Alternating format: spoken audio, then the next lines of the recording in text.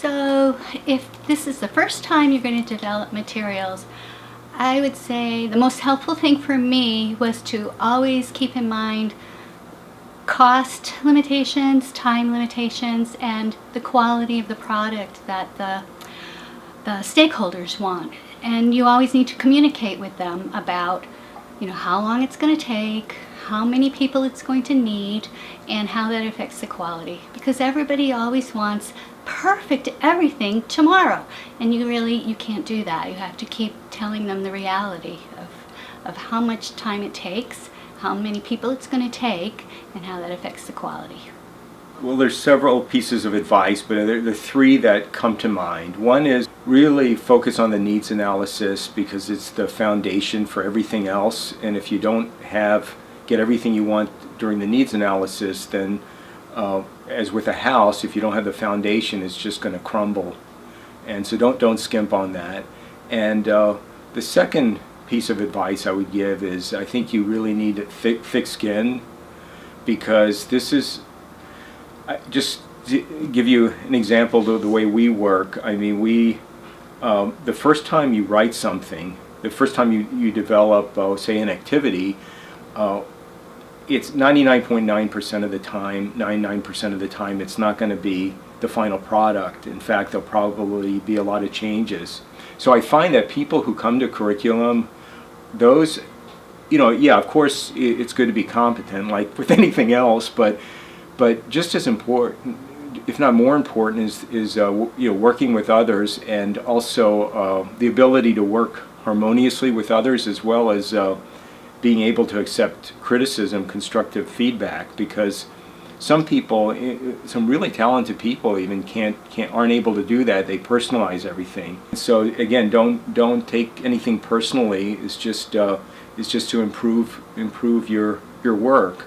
The third piece of advice I would give is a lot of people for ESP can be intimidated because, and I was in the beginning, because we're not content experts. I mean, here we write books on things like aviation English and electronics and diving, and a lot of times we know nothing about it. Like, I worked on aircraft maintenance for 2 years, and I still can't change the oil in my car.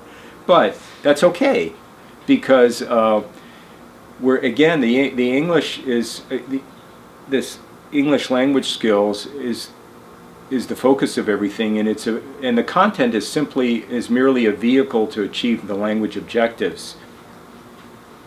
Well, my advice for someone who's beginning to develop materials is, of course, to look at the purpose, the very reason that your students are wanting to learn English. Is it so that they can perform a specific job? Is it so that they can attend training with other students who will convene in a course, such as a course at another location given by a certain branch of the military, or perhaps even civilian jobs that you want to know the student's exact reason that they're learning English. Of course, you want to make sure that the materials you develop will meet the students' expectations. You want them to feel that the skills that they're gaining in your course will directly help them with what they have to do. Okay, well, I think there's a lot of advice that could be given to all of you, but I will share two things that I have kind of learned over the years from working with teams. And the first piece of advice is make sure to document all of your good ideas.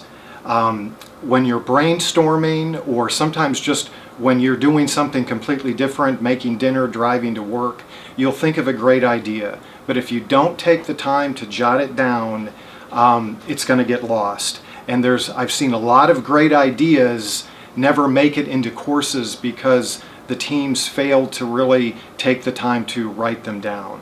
So when you have that great idea, take a moment. My desk is covered with sticky notes. I may be working on something completely different, But if I have an idea, I jot it down, and then later I'll organize those notes. Okay, so that's number one. Number two, my advice is to be very thorough when you're doing your research and planning.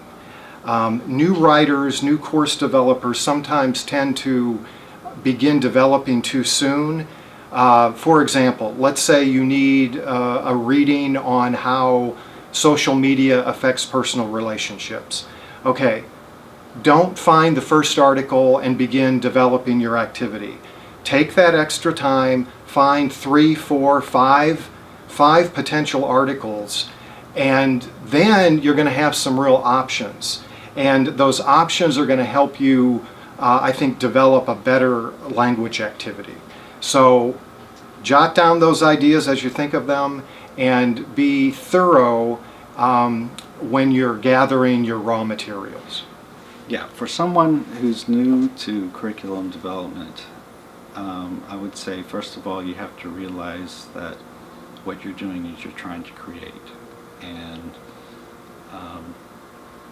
that means, what I mean by that is curriculum development has a lot of art to it. I think you just have to realize that it's a creative process, and that things are going to change, and that means you can't get too attached to your own ideas, because they will change. And your first ideas are for an activity. Maybe it makes sense to you at the moment when you put it down on paper, but when you show it to another person, it might not make sense to them. Some parts may be good, some parts may be a little confusing, so it's always good to get feedback from someone else, and you have to be willing to accept that feedback and incorporate that feedback into your activity. Okay, so advice that I have for somebody beginning to develop materials, be methodical, keep track of everything that you do, and don't get discouraged. Talk to a lot of people. You're not going to know everything that you need to know, and you can't be afraid to share with other people and ask for their ideas. That's my main advice.